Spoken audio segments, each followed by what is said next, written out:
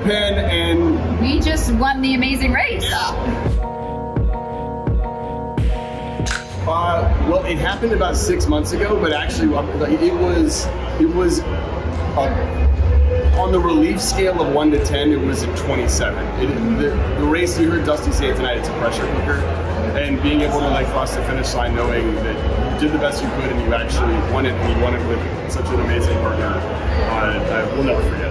It feels real for the first time because it did happen 6 months ago, but we've not been able to tell anybody about it. Including our kids and anybody. So to see it on the big screen for the first time, it finally feels real and it's amazing.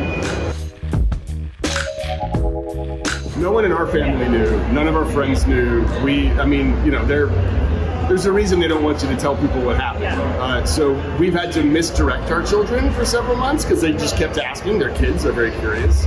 It's too big of a secret. It's too much pressure to put on a kid. Yeah. So we didn't want to put that pressure on them to have to keep a secret, but I didn't tell my mom. I didn't tell anybody. Yeah. So our phone is melting right now. We assumed it was over. We didn't think that they'd be able to do it again. I mean, think about how many things you have to get right to go back out into the world in a show like The Amazing Race, and they came back with this pretty amazing sort of modified plan on how to do it. Less touristy areas, testing every other day, vaccination proof like everywhere you go, bubbles for the racers and bubbles for the people who you come into contact with. So they were incredibly safe, and we said it when we were out there, we felt safer on the race than we may have felt in our own hometown. It was amazing. Well, we're definitely the oldest to cross the finish line first, and let me tell you, there were many moments we felt it. I mean, you saw the vision test. It was literally a vision test that they gave us. Yes, and so that it took him. He guessed probably 4 miles that day. We were there a lot. We were there. If you think about it, the pinata was a vision test too. We just couldn't see anything. Like, if they just made this a vision test, we would be in line. When you get to 45, something happens to your eyes that like y'all don't know yet. Y'all gonna know what in like 25 years, 30 years. I don't know how old you are. Yeah, it's good. Yeah, it's gonna be a little bit before you figure it out. But no. I have to say, I felt we would do well because we were so prepared.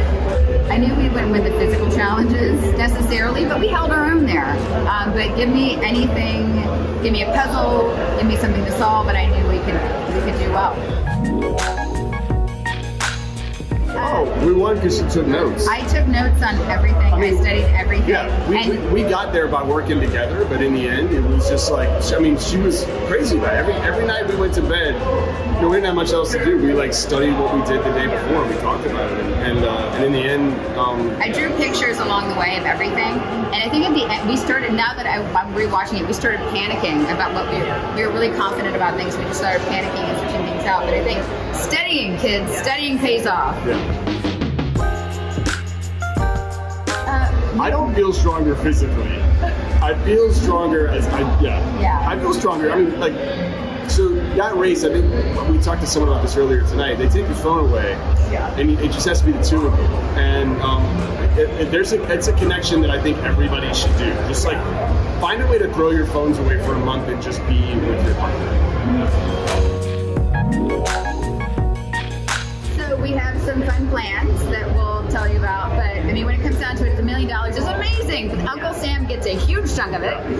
We're gonna put a very large portion of it into our kids' college fund. That was like something that we had as a goal to make sure that our kids could go to college. And it's not cheap to go send your kids to college.